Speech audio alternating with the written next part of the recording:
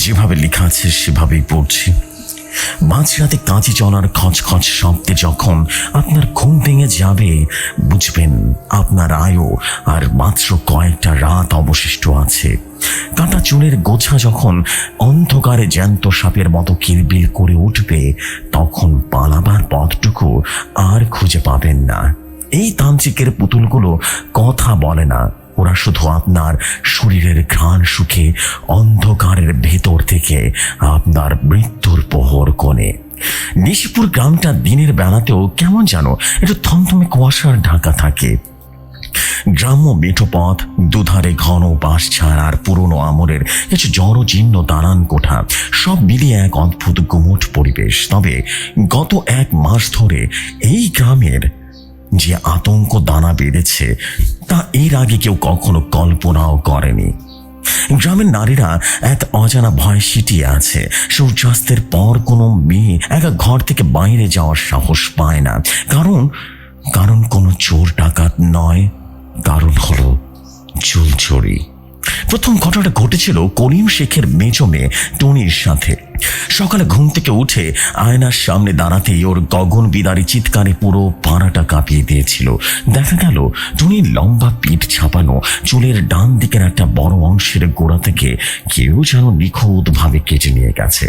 অথচ রাতের অন্ধকারে এই অবস্থা হলো, কেউ টের পেল না, কোনো শব্দ হলো না।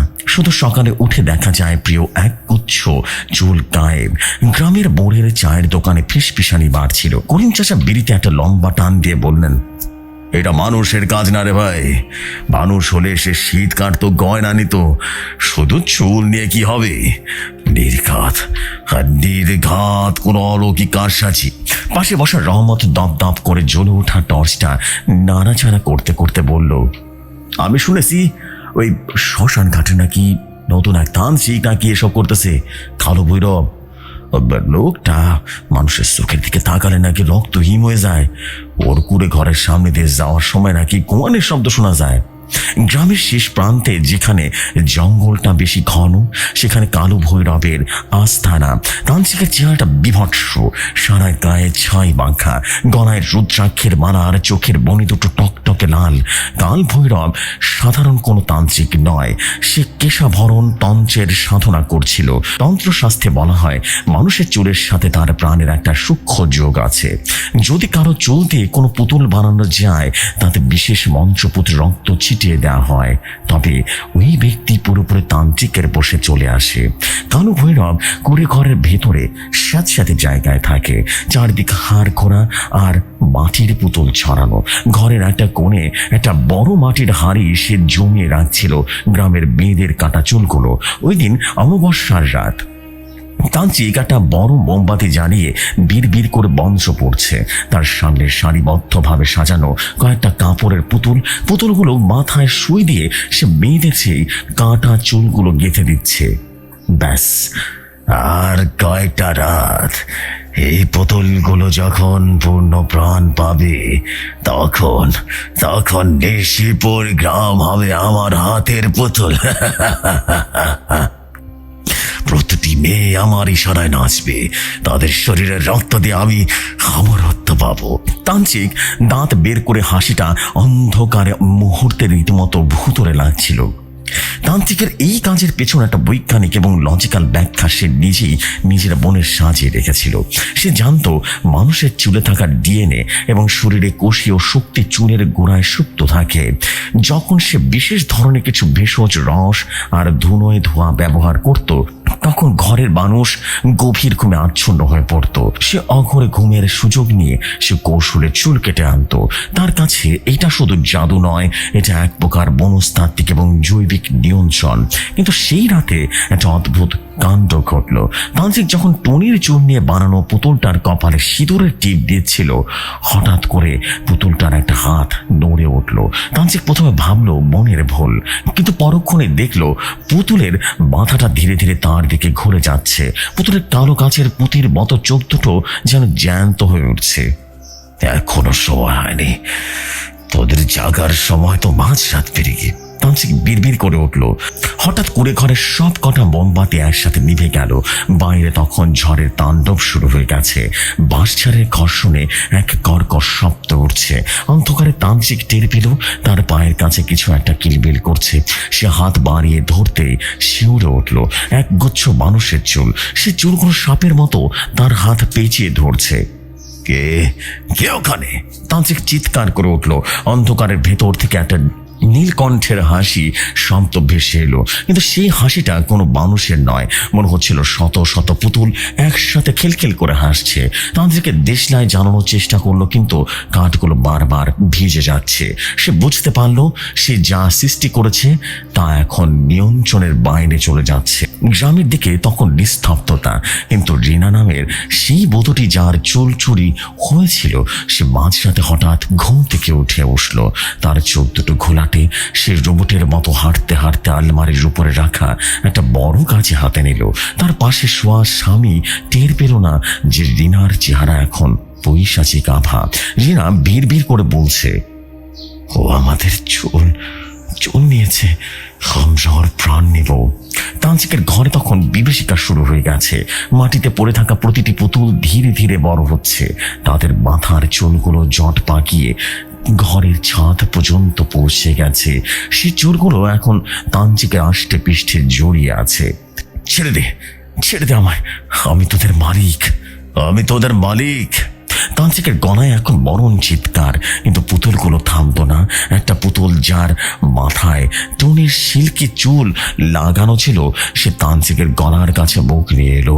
তার কাচের চোখের এখন আগুনের আভা। পুতুলটা ভাঙা ভাঙা গলায় বলল, তুমি আমাদের শরীর নিয়েছ, ভাত্তা দাওনি, এখন তোমার আত্মায় আমাদের কথা মেটাবে।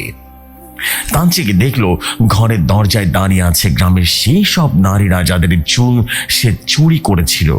তাদের সবার হাতে ধারালো অস্ত্র, আর চোখগুলো ঠিক ওই পুতুলগুলোর মতোই প্রাণহীন আর ভয়ঙ্কর। তারা সবাই যেন অদৃশ্য সুতোয় বাঁধা। তান্ত্রিক নিজের তৈরি করা মরণ ফাঁদে নিজেই আটকে গেছে। চুলগুলো তখন তান্ত্রিকের নাকে মুখে ঢুকে যাচ্ছে। সে দম নিতে পারছে না, কেমন যেন দম বন্ধ হয়ে নীল হয়ে আসে তার শরীর। ঠিক সেই মুহূর্তে কুড়ি ঘরের মাটির মাছটা রীতিমতো ফেটে গেল। তান্ত্রিক দেখলো মাটির তলা থেকে হাজার হাজার কাটা চুল উপরের দিকে উঠে আসছে, যেন পাতাল থেকে কোনো রাক্ষস তাকে টেনে নিয়ে যাইতে চাচ্ছে। কালো ভৈরব কুড়ি ঘরের ভেতরকার বাতাস তখন ভারী হয়ে উঠেছে। পোড়া চুল আর মাংস পচা গন্ধ, আর তান্ত্রিকের গলার উপরে চেপে বসা চুলের গোছাগুলো শুধু জড়াতে নয়, বরং চামড়া চিরে মাংসের ভেতরে ঢুকে যাওয়ার চেষ্টা করছে। কালো ভৈরব প্রাণপণে ছটফট করছিল, কিন্তু তার অতি প্রাকৃত ক্ষমতার প্রতিটি মন্ত্র আজ যেন ব্যর্থ। সে বুঝতে পারছিল না তার নিজের তৈরি বশীকরণ পুতুলগুলো কিভাবে তার বিরুদ্ধেই। আসলে সে ভুলে গিয়েছিল মানুষের শরীরের প্রতিটা অংশ, বিশেষ করে চুল, বঞ্চাগত আবেগের ধারক। যে নারীদের চুল সে হৃদয়ভাবে কেটে এনেছিল, তাদের সেই মুহূর্তের আতঙ্ক, ঘৃণা আর অপমান পুতুলগুলোর ভেতরে এক পৈশাচিক শক্তির জন্ম দিয়েছে। ঘরের কোণ থেকে মাটির পুতুল হামাগুড়ি দিয়ে তার বুকের উপরে উঠে এসলো। পুতুলটার মুখ নেই, শুধু টনির সেই লম্বা চুলের গোছা তার মাথার উপরে ঝুলে তান্ত্রিকের চোখ মুখে চাবুক মারছে। তান্ত্রিক গোয়াতে গোয়াতে বলল, থাম থাম তোরা, আমি তোদের প্রাণ দিয়েছি, আমি তোদের গুরু। পুতুল হঠাৎ করে অমানসিক গলায় বলে উঠল, প্রাণ নয়, তুই আমাদের যন্ত্রণা দিয়েছিস, এখন সেই যন্ত্রণার ভাগ দিতে হবে তোকে। ঠিক সেই মুহূর্তে করে ঘরের বাঁশের দরজা বড়বড় শব্দে ভেঙে গেল। বাইরে তখন মুষলধারে বৃষ্টি পড়ছে, আর বিদ্যুতের ঝিলিকে যখন অন্ধকারের আকাশ চিরে দিচ্ছে, তখন দেখা গেল এক বিভৎস দৃশ্য। গ্রামের সেই 7-8 জন নারী যাদের চুল চুরি হয়েছিল, তারা সবাই শ্মশান ঘাটেরই কুড়ে ঘরের সামনে এসে দাঁড়িয়েছে। তাদের পরনে সাদা শাড়ি, কিন্তু বৃষ্টির পানিতে ভিজে তার শরীরের সাথে লেপ্টে আছে। সবচেয়ে ভয়ঙ্কর ছিল তাদের চোখ, সেখানে কোনো বনই ছিল না, শুধু ধপধপে সাদা আবরণ ছিল। তারা যেন জ্যান্ত মানুষ নয়, বরং তান্ত্রিকের হাতের সে পুতুলগুলোর বিশাল এক সংস্করণ। রিনা ধীরে ধীরে ঘরের ভেতরে ঢুকলো। তার হাতের সেই ধারালো বড় কাঁচিটা, সেই কাঁচিটা বারবার খুলছে আর বন্ধ করছে খচখচ শব্দে। সেই শব্দের প্রতিধ্বনি তান্ত্রিকের হাড়ের সেই ভেতরে কাঁপন ধরাচ্ছিল। রিনা কোনো কথা বলছে না, কিন্তু তার প্রতিটি পদক্ষেপে মৃত্যুর বর্বরতা নিয়ে আসছে। তান্ত্রিক বাঁচার শেষ চেষ্টা হিসেবে বেঁচেতে রাখা রক্তের খাপড়াটা ছুঁড়ে মারতে চাইল, কিন্তু অবাক করা বিষয় সে দেখলো তার হাত দুটো নাড়াতে পারছে না। তার হাতের লোমগুলো অবিশ্বাস্যভাবে বড় হয়ে মাটির সাথে গেঁথে গেছে। নিজের শরীরে এখন তার শত্রু হয়ে দাঁড়িয়েছে। চুলের সেই ফাঁস এখন তার গলায় এত জোরে এসে বসেছে যে তার জিভটা বেরিয়ে আসছে। চোখ দুটো ঠেলে কোঠর থেকে বেরিয়ে আসার উপক্রম। রিনা তান্ত্রিকের সামনে হাঁটু গেড়ে বসলো। তার মুখটা রীতিমতো তান্ত্রিকের কানের খুব কাছাকাছি এসে ফিস ফিস করে বলল, আমাদের চুল নিয়ে বশীকরণ করতে চেয়েছিলে না? এখন দেখো তোমার নিচের রক্ত দিয়ে আমরা কিভাবে নতুন পুতুল বানাই। এতটুকু বলেই রিনা কাঁচিটি নিয়ে সে রীতিমতো তান্ত্রিকের হাতের চামড়াটা আলতো করে ছিঁড়ে দিল।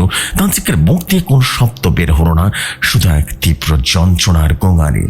অদ্ভুত ব্যাপার হলো, ক্ষত স্থান থেকে লাল রক্ত বের হওয়ার বদলে বের হতে লাগলো দনা দনা কালো চুল। কালো ভৈরব আতঙ্কে শুরু উঠল। সে বুঝতে পারলো এইটা কোনো সাধারণ প্রতিশোধ নয়, এক বিভৎস মানসিক চরম খেলা শুরু হয়েছে। তার দীর্ঘদিনের তন্ত্র সাধনার কুপ্রস্তাব তার নিজের শরীরের কোষগুলোকে চুলে রীতিমতো রূপান্তরিত করে দিচ্ছে। বাইরে নারীরা সবাই মিলে এক সুরে এক বিচিত্র মন্ত্র পড়তে শুরু করেছে। সেই শব্দের জঙ্গল কেঁপে উঠেছে, গাছের পাতাগুলো ঝরে পড়েছে। ঘরের ভেতরে থাকা সব কটা ছোট ছোট পুতুল এখন তান্ত্রিকের শরীরের উপরে ঝাঁপিয়ে পড়েছে। কেউ তার আঙ্গুলে কামড় ধরছে, কেউ তার গালের চামড়া ছিঁড়ে নিচ্ছে, আর প্রতিটি ক্ষত থেকে সাপের মতো বেরিয়ে আসছে খোঁচা খোঁচা লম্বা চুল। ছেড়ে দে, আমাকে মেরে ফেল, তবু যন্ত্রণা দিস না। তান্ত্রিকের আর্তনাদ চারিদিকে যেন ছড়িয়ে পড়ল। রিনা কাঁচিটি দিয়ে এবার তান্ত্রিকের মাথা ঠিক মাঝখানে গভীর একটা আঁচড় কাটলো। তারপর তান্ত্রিকের চুলের মুঠি ধরে টান দিতেই দেখা গেল মাথার খড়িটা আলগা হয়ে গেল। সেখানে কোনো মগজ নেই, সেখানে ঠাসা আছে গ্রামের শত শত নারীর সে কেটে আনা চুলের স্তূপ। কালো ভৈরব নিজের অজান্তেই তার নিজের মগজকে প্রতিস্থাপন করেছিল সে চুলের মোহ আর ক্ষমতার লোভ দিয়ে। রাত যখন শেষ প্রহরে আসলো, তখন নিস্তব্ধতা নেমে এলো নিশিপুর গ্রামে। বৃষ্টির শব্দ থেমে গেছে, শুধু ঝিঝি পোকার ডাক শোনা যাচ্ছে। সকালে গ্রামবাসীরা সাহস করে যখন তান্ত্রিকের করে ঘরের সামনে পৌঁছালো, তারা যা দেখতে পেল তা দেখার জন্য কেউ প্রস্তুত ছিল না। করে ঘরের পুরোটা রীতিমতো বিলীন হয়ে গেছে। সেখানে শুধু পড়ে আছে একটা বিশালাকার মানুষের আকৃতির পিণ্ড। কাছে গিয়ে দেখা গেল সেটা কোনো মানুষ নয়, বরং কয়েক হাজার কেজি চুল দিয়ে তৈরি এক বিশাল পুতুল।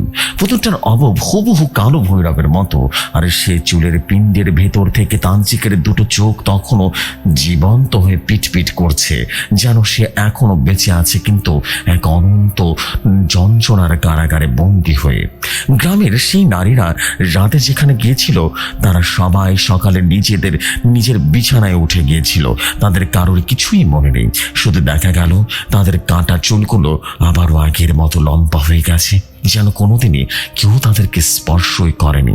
কিন্তু রিনার ঘরের আলমারের উপরে সে কাঁচিটা তখনও পড়েছিল, যা ধারের কাছে লেগে আছে চাপ চাপ কালচে রক্ত আর সাদা রুদ্রাক্ষের সুতো। এখন অমাবস্যার রাতে নিশিপুর গ্রামের মানুষ মৃত্যু এই ধ্বংসস্তূপের পাশ দিয়ে যাওয়ার সময় অদ্ভুত এক শব্দ শুনতে পায়। মনে হয় যেন কেউ অন্ধকার থেকে কাঁচি চালাচ্ছে খচখচ শব্দ করে, আর মাঝে মাঝে বাতাসের ঝাপটায় ভেসে আসে এক বিলাপ, আমার শরীরটা ফিরিয়ে দে, আমার চুল নিয়ে যা।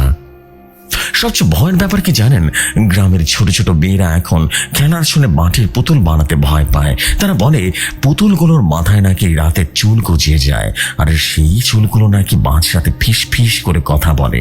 অন্ধকার ঘরে আপনি যখন একা থাকবেন, হঠাৎই যদি মনে হয় আপনার পিঠের উপর কেউ শীতল হাতের ছোঁয়া দিল, আপনারা চুলের গোড়ায় টান লাগলো, তখনই বুঝবেন কালো ভৈরব সে অতৃপ্ত আত্মা আজও নতুন কোনো শরীরের সন্ধান করছে।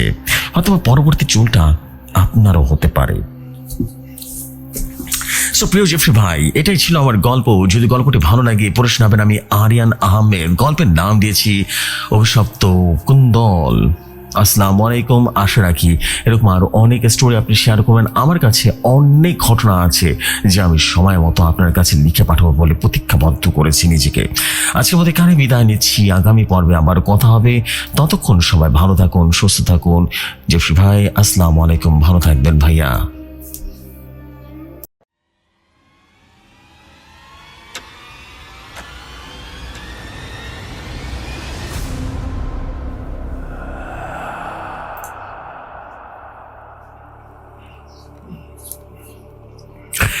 Walaikum assalam, Priya bhai. Thank you very much. Thank you very much for this beautiful story. And স্টোরিটা কিন্তু বেশ ইউনিকই বলা চলে, এবং তার থেকে বড় কথা হচ্ছে অনেক রহস্যময় একটা ঘটনা। মানে ঘটনার ভিতরে রহস্য জমেছিল, মনে হচ্ছিল সবকিছু যেন চোখের সামনে দেখতে পাচ্ছি, এরকম একটা ব্যাপার স্যাপার কাজ করছিল। আপনাকে অসংখ্য ধন্যবাদ, অসংখ্য ধন্যবাদ ফর ইউর বিউটিফুল স্টোরি।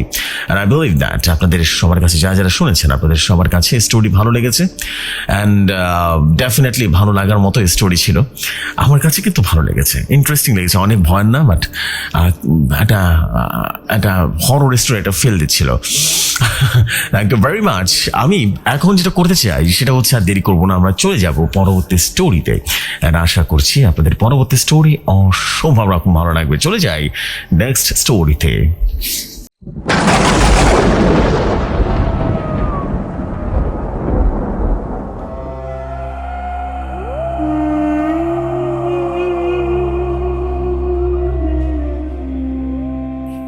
রাতের অন্ধকারে নদীর পাড়ে যখন বাতাসের শোষ শব্দের বদলে কোনো নারীর বুক ফাটা আর্তনাদ ভেসে আসে, বুঝবেন আপনার ফেরার পথ বন্ধ হয়ে গেছে।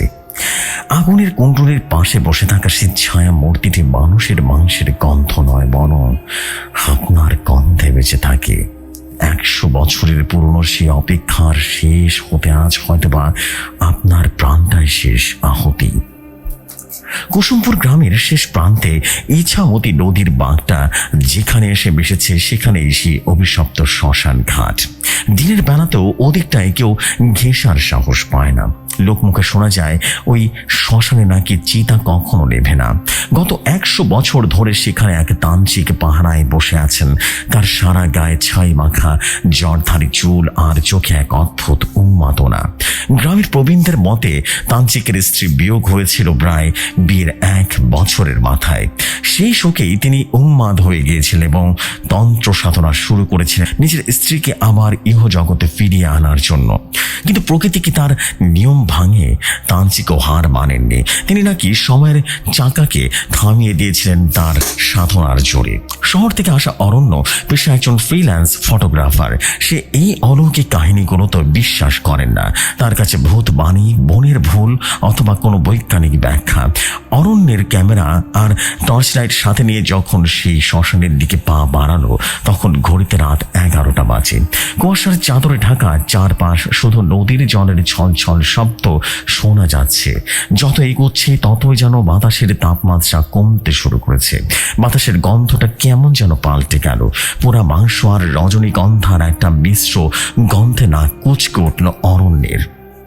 হঠাৎ একটা অস্ফুট কান্নার শব্দ ভেসে এলো নদীর দিক থেকে, খুব করুণ, যেন কেউ ব্যথায় কাতরাচ্ছে।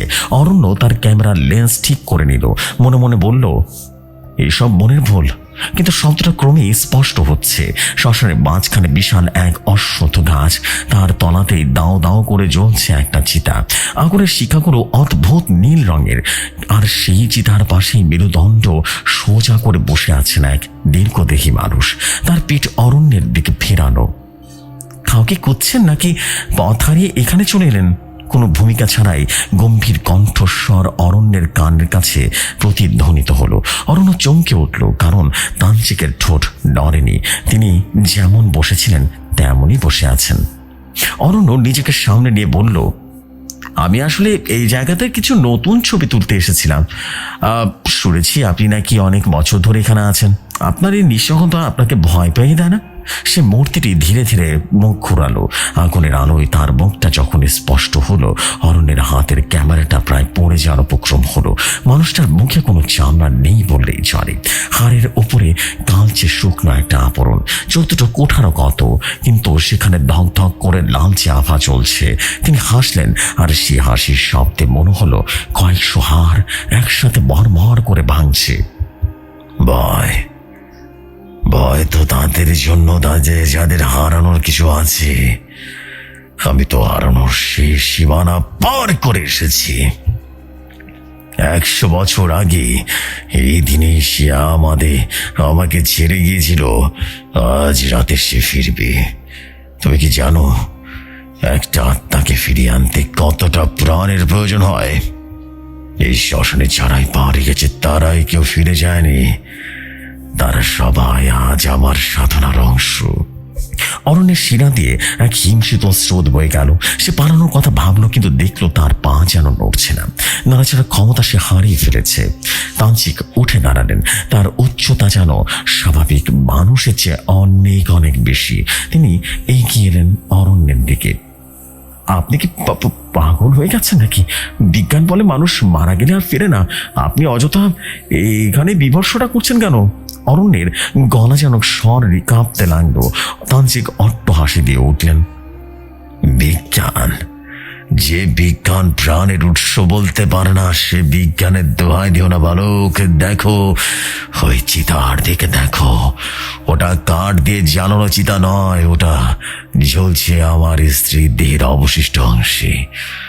100 বছর ধরে চিতা আমি নিত্যে দিনই।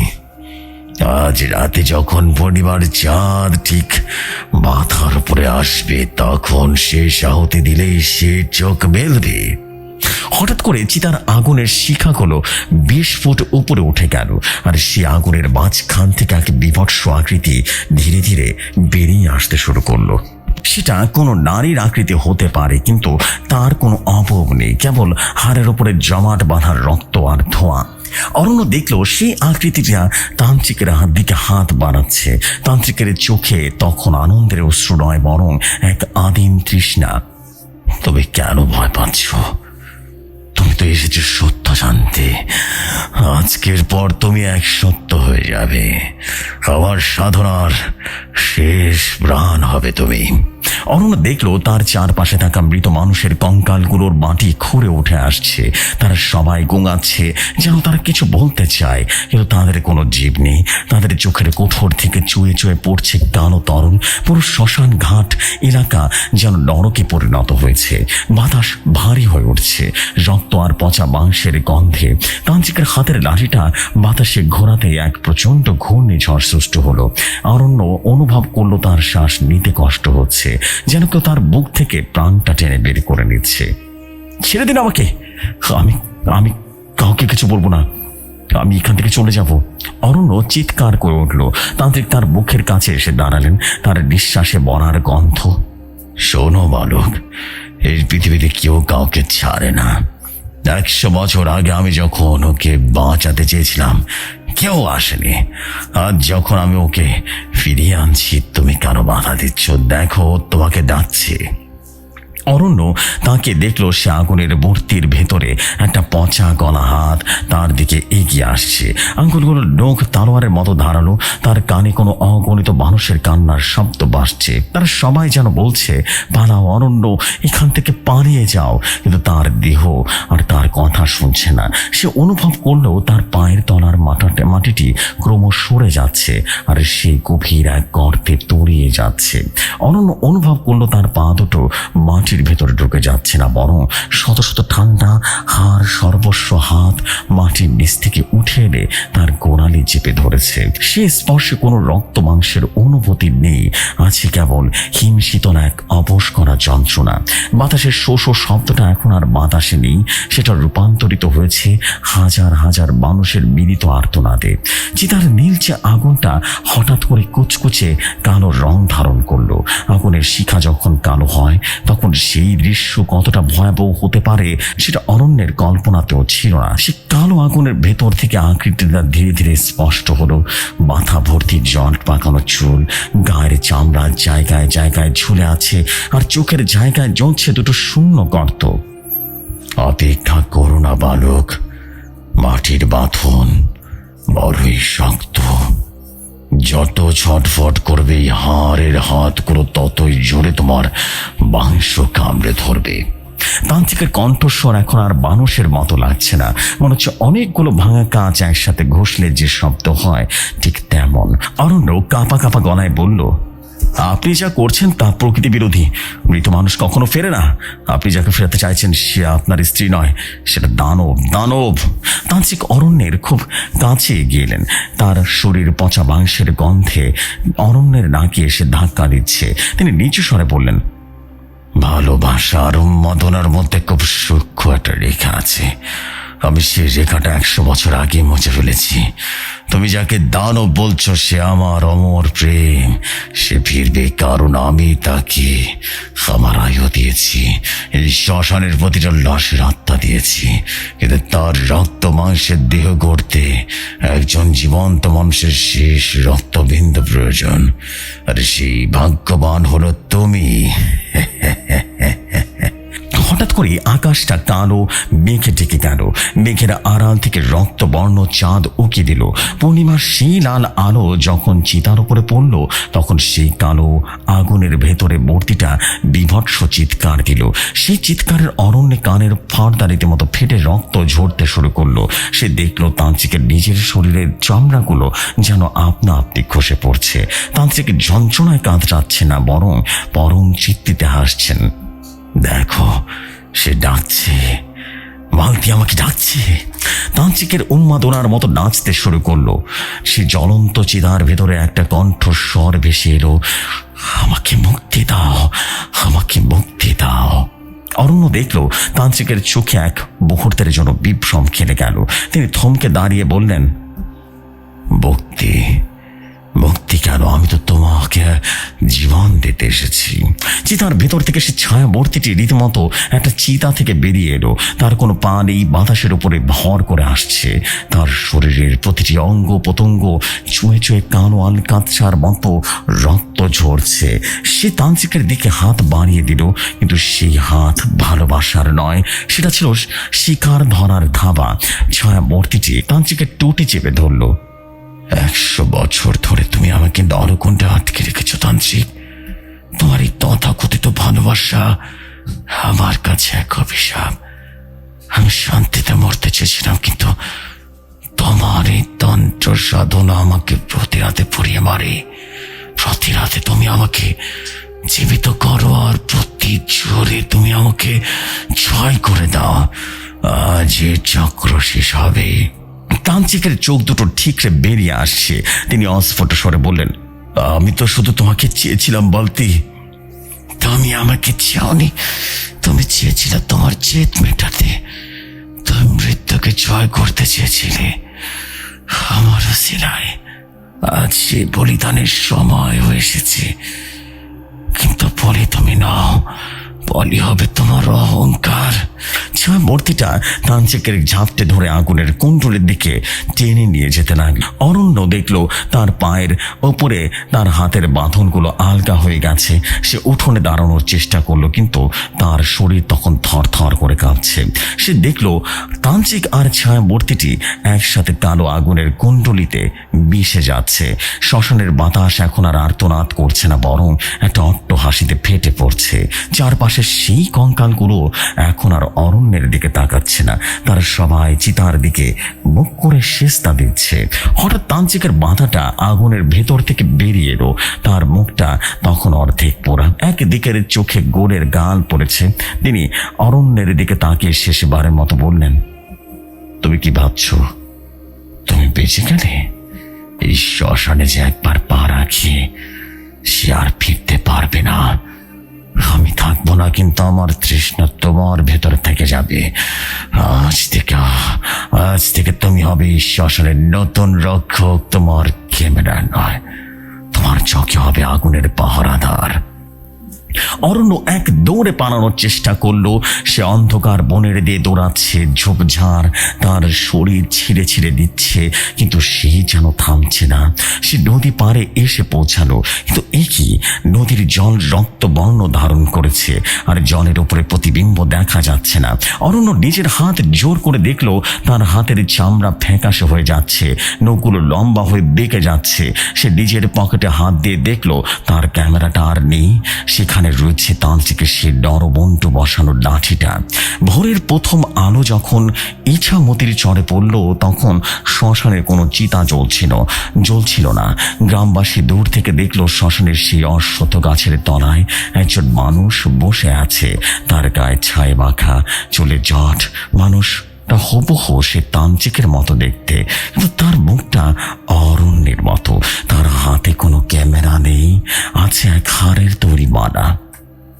অরণ্য বুঝতে পারলো সে আর কোনোদিন শহরে ফিরতে পারবে না। সে যতবারই চোখ বন্ধ করেছে ততবারই তার কানে বেজে উঠেছে সে তান্ত্রিকের কণ্ঠস্বর, কেউ বাঁচে না অরণ্য, সবাই শুধু বদলে যায়। সে এখন আর ফটোগ্রাফার নয়, সে এই শ্মশান ঘাটের নতুন প্রহরী। তার কাজ এখন একটাই, চিতা জ্বালিয়ে রাখার পরবর্তী বলির জন্য অপেক্ষা করা। কুসুমপুর গ্রামের মানুষ আজও রাতের বেলা নদীর ওপার থেকে ক্যামেরা ফ্ল্যাশের মতো একটা আলো জ্বলতে দেখে। তারা জানে না ওটা ক্যামেরা নয়, ওটা অরণ্যের দুই চোখের জল জল করার অতৃপ্তি। শ্মশানের রক্ষক কখনো বলে না, সে শুধু শরীর থেকে অন্য শরীরে তার অভিশাপ বয়ে নিয়ে চলে। বাতাসের হাহাকার এখন আরো তীব্র হয়েছে, কারণ এবার রক্ষক নিজেই এক জীবন্ত মৃতদেহ। নদীর পাড়ে বসে অরণ্য এখন নিজের হাড়ের শব্দ শুনতে পায়।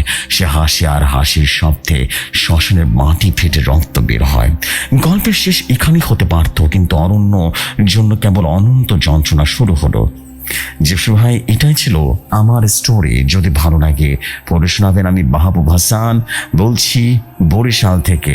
আমার কাছে এরকম অজস্র স্টোরি আছে। আজকের স্টোরিটা শেয়ার করে আমি আশা করব আমার নেক্সট স্টোরিটাও শেয়ার করে দেবেন। নেক্সট স্টোরিটা খুব দ্রুতই পাঠিয়ে দেবো ভাইয়া। আসসালামু আলাইকুম। আজকের মতো বিদায় জানাচ্ছি। আপনার প্রতি অনেক শ্রদ্ধা রইল। আপনাকে প্রতিটি মানুষ অনেক বেশি ভালোবাসে। আমাদের এলাকার প্রত্যেকটা মানুষ আপনার ঘটনা শুনে আপনি কল্পনাও করতে পারবেন না কতটা বেশি ভালোবাসে তারা আপনাকে। সবার প্রতি ভালোবাসা রেখে, জেপসি ভাই আপনার প্রতি ভালোবাসা রেখে আজকে এখানে বিদায় নিচ্ছি। আমি মাহবুব হাসান, আসসালামু আলাইকুম বলছিলাম বরিশাল থেকে। ভালো থাকবেন, ভালো রাখবেন আপনার শ্রোতা বন্ধুদের।